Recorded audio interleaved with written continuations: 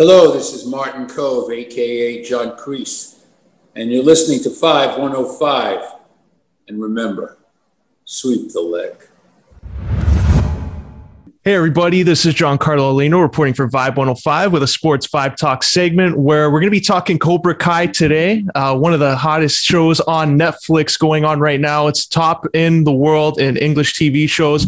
To help me out, I'm happy to be joined by my guest. He's making his return here to the Vibe 105 airwaves. You've seen him play Sensei John Kreese. He's Martin Kove. How you doing, Martin? I'm good. How you doing? Doing great. And Martin, before we came on here, I was doing some digging, doing some research on Netflix and seeing some of their most viewed shows. And up there was Cobra Kai season 4, right where it belongs at number 1. When you hear the reaction from fans online and social media, what was your reaction to that?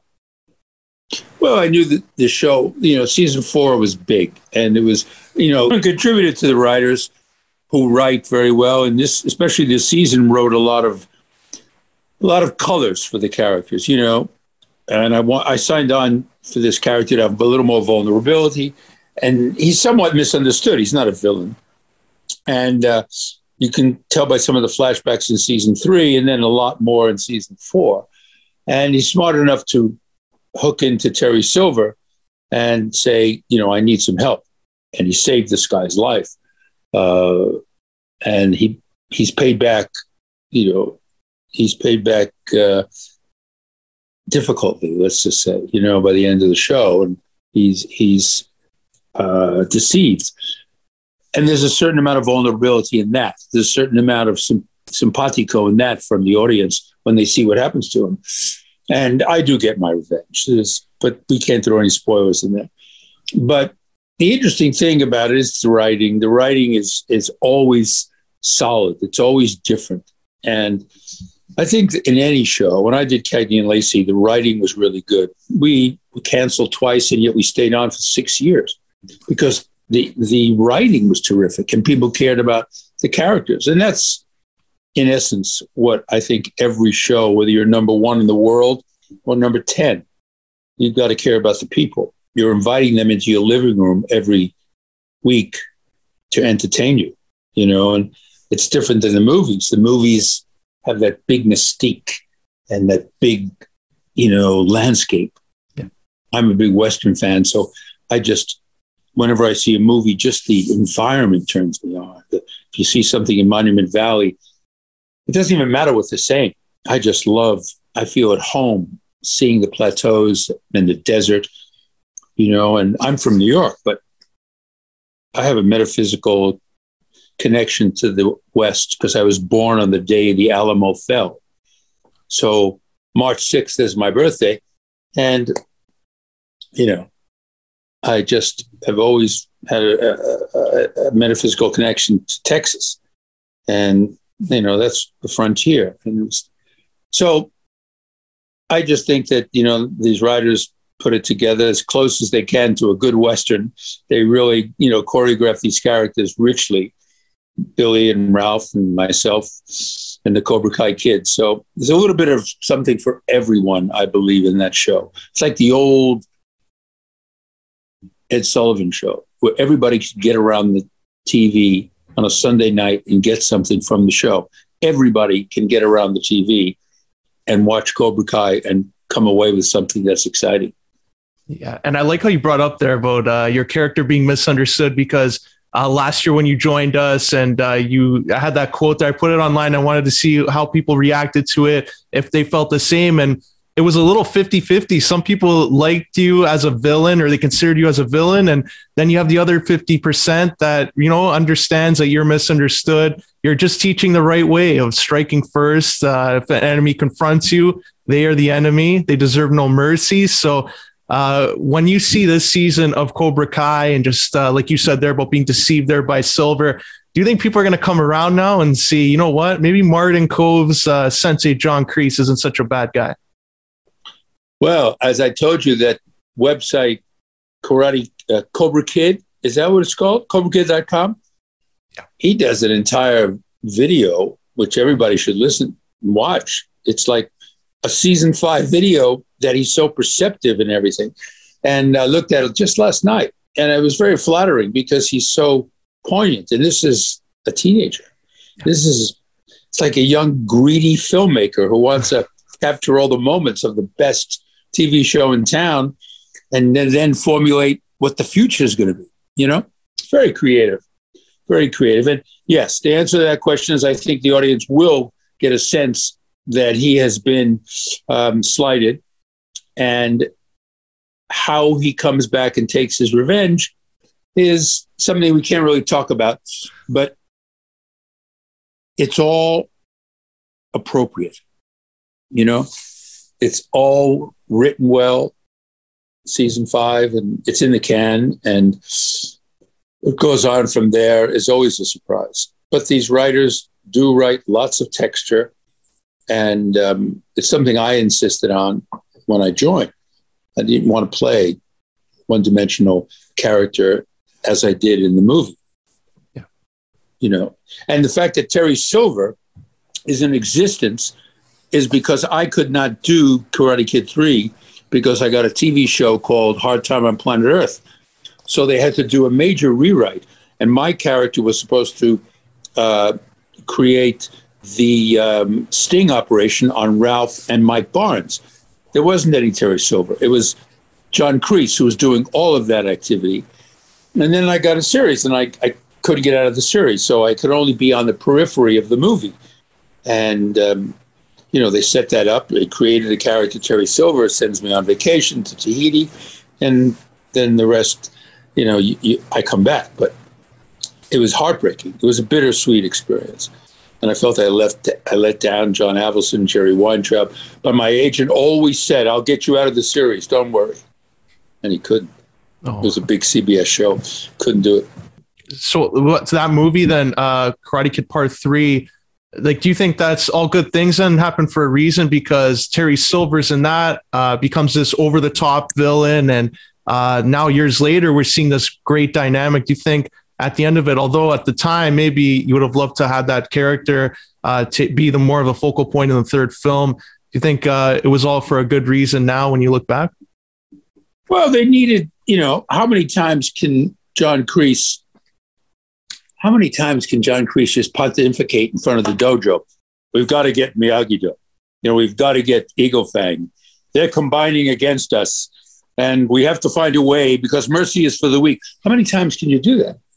You do it season 2, season 3, part of season 4, and then you have to diversify the writing. And that's the purpose they did it. They needed to bring in another element, and he is pure evil. He is, he's what you thought I was. And he, I saved his life, and, he doesn't pay me back very well, and that's where the adventure starts, And like I said, season 5 is in the can, but it's rich too, and it'll air this year sometime. But it's, I guess it was necessary. It was necessary in the structure, the literal structure of writing, of character development, and to have this monster come in and have me react to it where I was the monster. So it's like, like Billy and Ralph probably have to come to the monster for some help, to combat another monster who's bigger, But I mean, that's in theory. So it is necessary. In the writing, it is necessary, I believe. I didn't at the beginning, but I do now. And like this whole relationship, like I'm sure when season 3 ended, the phone call happens. A lot of people are probably saying when that trailer comes out, it's just going to open up, Terry Silver right away comes to the dojo, but that wasn't the case. It kind of flipped the script a little bit. It's like your character, John Kreese, has to go convince him to join you. Do you think that was an interesting element they added in there? Yeah. Obviously, we shot that. Let's see. We shot that in Jacksonville at a house on the beach, and to represent Malibu. And Yeah, he had become a pansy. He just become a laid back guy. And I did, when I called him and he never called me back and all, I looked up where he lived. It was easy, and went to see him. And it adds a lot of humor because, I just, at the end of those scenes, I would say, well, tell your girlfriend thanks for the tofu, and entertaining a guy who mispronounces karate. And then she mispronounces, the group Cobra Kai. She says something else. And it all is so humorous to me, but I keep it inside, figuring, what has he succumbed to? What has this guy that ran against the Viet Cong with me, whose life I saved in the last moments, what has he become? What has happened to him? The guy that said Cobra Kai never dies and put me on the airplane. What's going on? And that's why I knew he'd come to the dojo. I had to just, even though he said no, I knew that he was restless for the John Kreese style of life.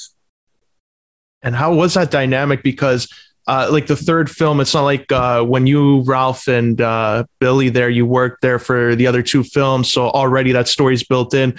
Thomas Ian Griffith hasn't really been with that character in a while. So how was it just bringing him back into the role and interacting with him in scenes again? Well, he had not acted in a while. He was writing, he and his wife, or a writing team. So he hadn't acted in a while. So I think at the beginning, it took a while, but he jumped right in there. We used to have a lot of fun in Karate Kid 3 because we called ourselves the Terminators. And, it was the third sequel. We were getting paid a lot of money, and it was a loose set, and they were shooting Lethal Weapon 2 next door. And, we were having a great time. It was over at the Columbia Ranch near Burbank. And we reflected a lot on that because I hadn't seen him in a long time. I remember going to his wedding, and he's had some good successes with the writing. So, it took just a couple of episodes, but it was easy. It was easy because it was written clearly. We didn't have to play with the words. So many projects you have to play with the words. You can't change much. It's like trying to change, when you get, I did Streetcar Named Desire before I came to Hollywood. And I got really great reviews, and it was what put me over the top to say, I want to try and go to, I was doing a lot of theater in New York, and I want to try and see what I can do in Los Angeles. So it was the hump that you get over. So many times you can't, and I remember getting Streetcar Named Desire, and there's so many lines, but you can't change anything because it's Tennessee Williams. You're not going to change anything. Everything is pertinent to the moment. So bottom line is you don't change much on their writing. Their writing is clean, and they oversee all the other writers that write. And then when you bring up who the hell wrote this? I can't memorize it, and all they'll say is, well, from this writer from Canada, happens to be a Canada guy. And he says that over the PA comes a real brilliant writer from Canada. Now, Marty, just do it the way it's written, and so you do. And it worked out fine because I saw the scene. It was season 4. It was a scene that Billy and I had a rough time with, and we tried to rewrite, and we ended up saying the same words as they created. So one's lucky that we're with very perceptive writers that see the long term of each character's development. Yeah. And I like how you brought up there, the long term of each character's development. And we even saw a moment there where it's Johnny and Terry, and it's your character, Kreese, who, steps in between. There's still that affection he has for Johnny as a student, even though he tried to kill him in the second season, third season, just defending yourself. But what do you think that relationship is like there, where he still cares enough where he's going to go against his war buddy because he cares so much about Johnny Lawrence? Well, there's two elements there. He cares about Cobra Kai the most. That's the highest priority for him.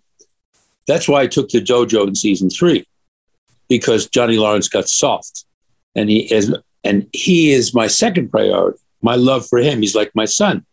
But if you violate Cobra Kai, then you'll have to suffer.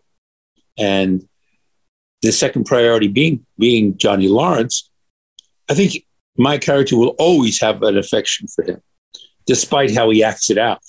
You know, he'll always deep down inside have an affection. It's like your first girlfriend. If you saw your first girlfriend, you're not going to be blasé with her, you know, even though you're married and you got 4 kids or whatever. So there will always be a place in John Kreese's heart for Johnny Lawrence. And it's just, he will weave in the importance of Cobra Kai into technically the destruction of Miyagi-Do and Eagle Fang. He will weave in Cobra Kai's success, but he ultimately will maintain a protection and a love affair with Johnny Lawrence. Ralph, that's another story. Daniel LaRusso, you know, it's sort of like, I don't know, it's a kind of like when you take your Band-Aid off your cut, and then all of a sudden, you know, you figure it's okay for a while, and then you spill a little soy sauce salt on there by accident while you're eating sushi, and it burns like hell, you know? So you got problems. It's got to heal differently, or you got to apply another Band-Aid. So it's always interesting, Ralph and I, you know, we have fun because we don't get a chance to do too many scenes together, but they're always very subtle, and Kreese is always vindictive, but subtly. And Ralph is always protective and has always envisioned me as a madman. So it's fun to play. And like looking at all the other characters in Cobra Kai, I'm sure longevity wise, there's got to be a character that takes over down the line. Like if you look at some of the characters on the show in the future, who would you say would embody the Cobra Kai dojo and would eventually take over from John Kreese? Interesting. Well, that's assuming they'll give me a spinoff. I don't know if I could handle a spinoff first. It's a lot of work. You know, I think I could handle it 20 years ago, but now it would be fun. It would be a lot of fun if it was orchestrated well. So I would have to leave the dojo. You know, Tanner does a very good job in taking over because he's the best fighter in the room. So usually you want the best fighter to be the professor, you know, the sensei. But Hawk has got the spirit. And in this video that I told you that young fellow did, he often talks about one thing I told Hawk. And I said, and he was very dejected at I think it was season 3. He was very dejected. And I said to him, just remember, the enemy of your enemy is your friend. And with that reverberating in Hawk's head, it's either he or Tanner, you know, it's either Robbie or Hawk. And I think they both do a great job because one could play off the other, you know. I don't think Terry Silver and John Kreese, in my heart today, knowing what I know, could ever run that dojo properly because one is purely, as you see in the end of season 4, I tell Tori, go do what you think you can do best. And I care about her, you know? He doesn't give a shit. He's just go out there and just break the rules again, but win. It's not John Kreese, you know? It's not honor. It's not good karate. You know, doesn't have the moral fiber that, I mean, there's no question about it that I believe in nothing but first place is the only place, but done with some taste and class and talent. Yeah, for sure there. For those just joining us here on Vibe 105, we're being joined by Martin Kove of Cobra Kai. And Martin, just to transition a little bit, you know, Cobra Kai has been one of the roles that you've been known for, but you've also been, you know, excited about Western films and just rejuvenating that whole genre. Where do you think that genre maybe started to fizzle out a little bit and not become as popular as it was back in the day? Well, it's getting more popular now with 1883. He does a brilliant job. The creator of Yellowstone, the same fellow, and he is just wonderful, wonderful writer. And he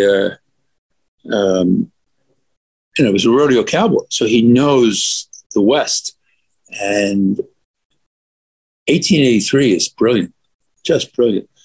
And I think that you have several Westerns on Netflix, Power of the Dog, and she just got a Golden Globe. And it's the same director, Jane Campion, who did The Piano with Holly Hunter years ago. And she's out of New Zealand. But in short, the Western genre from 1920 to 1967, one of every 3 movies coming out of this town, well, I don't live there anymore, that town, out of Hollywood, was a Western. That means 33% of the movies produced were of the genre. And so it's overexposed. Every story you can think of has been done. The first movie that ever made was 1903, was shot in 1903, The Great Train Robbery by Thomas Edison with his new camera. And it was all about the West. And, the way to make the Western work now is, I believe, the story and the character development have to be so rich because kids don't know from the Western. The younger generation is not like me, where there were 35 Westerns on network prime time in the 60s. 35 Westerns on primetime TV in the 60s. So they don't know that. And you have to really create a Cobra Kai with that music. Zach and Leo do brilliant work. I was listening to their Cobra Kai album, and it was sensational. You could throw it right into a Western in a minute. And that's what you need. You need that music. You need great character development. You need strong simpatico, and you need characters that these kids are going to care about, because they care about the Avengers. They care about any one of these characters in Star Wars. If you didn't care about the characters, you're not going to advocate the movie. Yeah. So it's like anything else. I'm looking for certain material to do with my son, and it's got to have the right twists with the fresh. Must be fresh. Can't be part of that syndrome from 1920 to 1967. Westerns that fail, they either don't have enough money and they don't have enough simpatico for the characters. Yeah. So it can come back like sci-fi. They told George Lucas sci-fi was dead in 1977. And remember, they told him at Fox that it was so dead that they gave this guy all the marketing rights as part of his deal, because they didn't think anything would become of Star Wars. So whoever says that the Western is dead is wrong. It just needs to be reapproached with new twists. And what made you fall in love with that genre? Because it's interesting, there's a movie, some people, they see an action movie and they maybe say Terminator, Rambo, franchise you're a part of. For the Western, what was it? Was it an actor? Was it a movie that made you fall in love with it? God, it's a good question. When I was a little boy, I was 5 years old, growing up in Brooklyn. My mother used to tell the story that in those days, those really cheap movies, they were called horse operas. And there were a lot of galloping of horses across the screen. Then it would cut to the good guy galloping across the screen. Bob Steele, Ken Maynard, all those movies that came out in the 30s were now on television. And they were little inexpensive movies shot, 4 days in Simi Valley in California. And, those early Roy Rogers, early John Wayne Republic films. And I used to run around the back of the TV and wonder where those horses went. They galloped across the screen, and then I'd run around. And my mother would always tell that story. And that was the first time I remember Westerns, galloping horses and all. And then I saw couple of movies like Red River with John Wayne and Montgomery Clift. And Montgomery Clift was a Broadway actor that Howard Hawks found, and 6 months later put him in with John Wayne in Red River, a terrific picture. The guy hadn't drawn a gun. He never played a Western. He never was on a horse. But he did a brilliant job in the movie, you know? So Red River stuck with me. And then I loved, you know, I was just on the cover of Cowboys and Indians, and just that was so exciting for me. And I got to talk about my favorite Westerns, The Good, the Bad, the Ugly. The Wild Bunch is my favorite. And, of course, Red River and Butch Cassidy and Tombstone. There's so many, you know. And I think it's a genre that can return, but it just needs a lot of care. And just the upbringing, I think, since I was 5, and always, I was born on the day the Alamo fell. So I think there's a metaphysical connection to Texas. And I think that's a source of the frontier, you know. But Taylor Sheridan, with his writing, with Yellowstone, and I did Wyatt Earp with Costner, and Kevin is incredible. I think every movie he makes, whether it's Postman or something else, he brings it as a Western. He puts it out there as a Western, you know? And that's what Taylor Sheridan's done. You know, I think Yellowstone's brilliant, and 1883 is as good. And he's the guy that's going to, you know, help bring back the genre, I think. And it's interesting, too, because for a lot of genres, there's always that ensemble piece where they get everybody together, try to sell this movie, maybe a lot of heroes that everyone loved. We see it with Avengers and even Expendables, too, with all the action heroes. If you were to make a Western ensemble and get all your favorites together, who would be your ensemble Western film? It's interesting, you know, because we do lack the Kirk Douglases and the Burt Lancasters and the Brian Keiths, you know, the Steve McQueens. We miss all those guys. Everybody now is pretty and fast draw, and they all can do their work. But we miss the character actors, you know, the guys that can play heavies or good guys at the drop of a hat. So that's a very good question. Again, who would I cast? I certainly enjoy Christian Bale. When I saw Hostiles, everything, it was the most internalized acting I'd ever seen for a Western. So internalized. I would definitely have Christian Bale. Brad Pitt is great, you know, when he does that character. What was that? The tank movie Fury, and he's just so good. You know, he's very good. And he's very good. And DiCaprio in a second. I mean, these guys, they're movie stars, but you know, they underplay well. And that's what Burt Lancaster did in The Gunfight OK Corral with Kirk Douglas. He underplayed Wyatt Earp. He didn't do The Champion, you know? He didn't do The Rainmaker, you know? He did it with subtlety, because those characters in life are big as life. Yeah. And, you know, Kirk Douglas even underplayed it a bit, but he had to play it bigger than Burt because he was sick and he was, you know, suffering. But yeah, I would say those. And I mean, as an ensemble, you know, you get a wish list. Bring in Kevin, you bring in Costner, you bring in all these guys. You'd have the trouble of trying to make sure every single role is equal to the other, because they're used to the biggest parts, you know. But that's who I'd start. If I had a Magnificent Seven, I liked the Magnificent Seven, the reboot. It was, you know, interesting, but it did not have the soul of what Steve McQueen and Yul Brynner had together, and Charlie Bronson. It didn't, you know, it didn't have enough of that. But it was a terrific picture, you know, terrific picture. I enjoyed it very much. I had to see it a couple of times to lock in. Denzel does a good job because he underplays. You know, he's really good, really good. I'd love to have Denzel as that part of that, you know, that ensemble. Before we wrap up, how can our listeners follow you on social media? And you have a new podcast coming out, so floor is yours to promote that. The podcast is called Cobra Coves, and it's very exciting. It's on Podcast One, and it's with my son and my daughter. And it's very exciting because we analyze all the episodes of Cobra Kai.